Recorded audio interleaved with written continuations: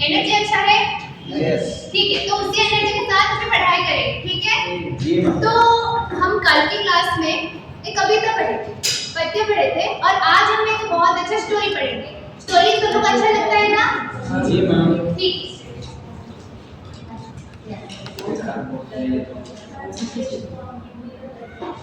जो कहानी है उसके अंदर जाने से पहले मैं आप लोगों को सवाल करती हूँ। अच्छे से सवाल सुनना, और जिसको मैं पूछूंगी खड़े होके अच्छे से उत्तर रखना। सब तैयार है? जी मैम।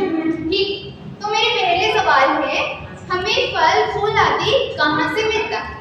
हमें फल फूल आदि कहाँ से मिलता है? हाँ बताइए आप। पेड़ से। Very good. तो हमें फल और फूल आदि सब कुछ कहाँ से मिलता है? पेड़ से। नेक्स्ट क्वेश्चन है, हमारे लिए पेड़ क्यों आवश्यक है? ये तो हम सबको पता है कि हमारे लिए पेड़ क्यों आवश्यक है। कब बताओगे? हाँ बताइए, पेड़ हमारे लिए क्यों आवश्यक है? कल पढ़ाई थी ना, नहीं नहीं भेजी है शायद। बहुत अच्छा, बैठिए। तो हमारे जो विषय है उसका नाम है पेड़ की पुकार, ठीक है?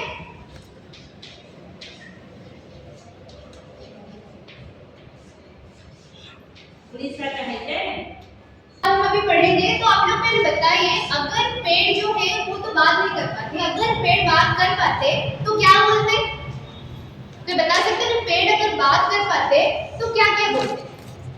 पाते तो ऐसे ही बोलते, क्योंकि हम उनके ऊपर बहुत सारे जुल्म करते हैं, बहुत सारे शोषण भी करेंगे, ठीक है? तो वो वही बोलेंगे कि मुझे मत काटो, मैं आपकी बहुत कुछ आपको प्रदान करता हूँ, आपके आवश्यकता को मिटाता हूँ, ठीक है? तो इसी प्रकार होते हैं। तो इसी पेड़ के पुकार के ऊपर हम अब एक कहानी पढ़ेंगे, ठीक है? पहले मैं पढ़ती हूँ, अच्छे से इसको सुनिए। एक पेड़, बरगद का पूरा पेड़, बरसों से यहाँ खड़ा हूँ, अभी तक मैं चुप था, पर अब मुझे बोलना ही पड़ेगा। निर्दयी मनुष्य ने एक एक कर मेरे हजारों भाई बहनों को और मेरे बंधुओं को काट डाला। मैं इन बुरी आंखों से उन्हें काटते हुए देखता रहा। हे ईश्वर, कौन हमारी पुकार सुनेगा? आज मुझे अपने पुराने दिन की बहुत याद आ रही। कितने सुहावने थे वो दिन। जंगल में मेरे आसपास मेरे हजारों भाई और बहनें खड़े थे। एक दूसरे में अपनी शाखाएं फंसाकर हम मस्त झूलते थे और खेलते थे। अनेक पक्षियों ने हमारे ऊपर अपना बसेरा बना रखे थे। उनकी चहचहाहट मन को आनंद से भर देती थी। यह नदी आज जो नाले से दिखाई दे रही है, उस समय वर्षों पर जल से भरी रही। इसका जल ताजा और निर्मल था। उस समय हवा बहुत शुद्ध थी। मैं और मेरे भाई मनुष्य और जानवर के लिए प्राणवायु तथा ऑक्सीजन प्रदान करते हैं। ठीक है, सब लोग अच्छे से सुने? जी मैम। थोड़ा भी मौन वचन कीजिए। जी मैम। ठीक है, तो अभी देखते हैं कहानी के अंदर क्या बताया गया है। सब ध्यान से सुनिए। हाँ। मैं एक पेड़ हूँ, बरगद का बूढ़ा पेड़, बरसों से यहाँ खड़ा हूँ, अभी तक मैं चुप था, पर अब मुझे बोलना ही पड़ेगा। ठीक है, तो यहाँ पे एक पेड़ है जो कि अपनी कहानी बता रहा है, उसके साथ क्या क्या हुआ है, किस प्रकार कौन कौन उसके साथ क्या किए थे, वो ये सब यहाँ पे बता रहा है। तो पेड़ है यहाँ पे, कौन सा पेड़ है? बरगद का पेड़। तो बरगद का पेड़ यहाँ पे बता रहा है कि मैं एक पेड़ हूँ जो कि मैं बरसों से यहाँ पे खड़ा हूँ, अभी तक मैं चुप था। बरगद का पेड़ कह रहा है कि मैं एक पेड़ हूँ, वो भी बरगद का पेड़ हूँ, और मैं बरसों से यहाँ पे चुप था, पर अभी मुझे बोलना ही पड़ेगा। क्यों बोलना पड़ेगा? वो बताता है कि निर्दयी मनुष्य ने एक एक कर मेरे हजारों भाई बंधुओं को काट डाला। मैं इन बुरी आंखों से उन्हें काटते हुए देखता रह गया।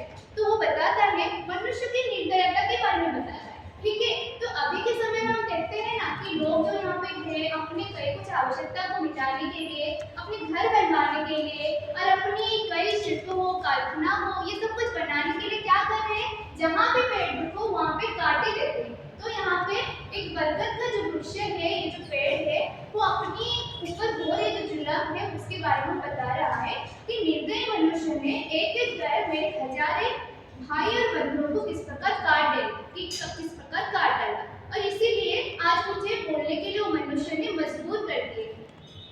फिर वो बताता है कि मैं इन बूढ़ी आंखों से उन्हें काटते हुए देखता रहा, सब कुछ सहता रहा। हे ईश्वर, कौन हमारी रक्षा करेगा? कौन हमारी पुकार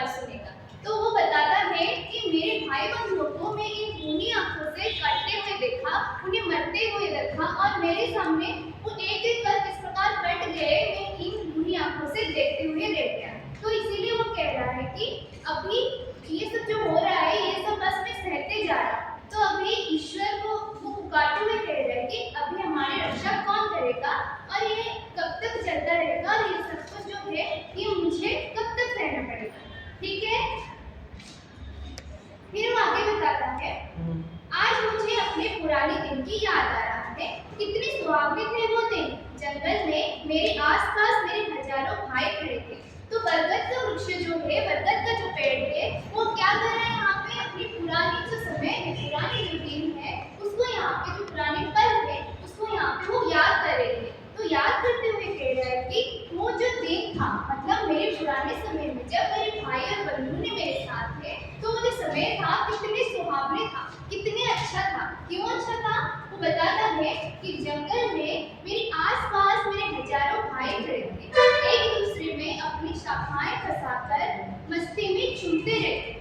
वो क्या बताता है कि मैं जहाँ पे खड़ा था मेरे आसपास मेरे भाई बंधु थे, और जो भाई बंधु थे वो सभी क्या करते थे, जो हवा होती थी तभी उस हवा में वो क्या करते थे ना, अपने शाखाएं फंसाकर मस्ती में झूमते रहते थे। ठीक है, इस प्रकार आप भी खेलते रहते हैं ना, तो यहाँ पे जो वृक्ष होते हैं वो भी आपस में खेलते हैं, अपनी शाखाएं फंसाकर अपने पत्ते आपस में डालते हुए वो खेलते रहते हैं। तो फिर बताते हैं बताता है जो बरगद बताता है, अनेक पक्षियों ने हमारे ऊपर अपना बसेरा बना रखा था, उनकी चहचहाट मन को आनंद से भर देती। तो पक्षियों के बारे में वो बता रहा है कि अनेक पक्षियों मेरे जो ऊपर है, मेरे जो बहुत सारे पत्ते हैं, घने पत्ते हैं, उस घने पत्ते में कई पक्षियों ने अपने ऊपर मेरे ऊपर बसेरा तथा घर बनाए रखा था, और उनकी चहचहाट मन को आनंद से भर देती। क्योंकि हमको भी पता है ना कि जब चिड़िया या फिर जो पक्षी होते हैं, जब वो चहचहाट करते हैं, आवाज करते हैं, हमको भी सुनने को अच्छा लगता है।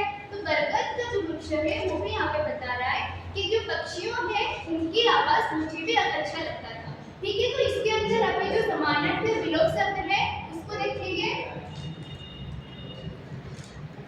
ठीक है बच्चे, बता सकते हैं कि वायु का क्या होगा समानार्थी शब्द? पवन।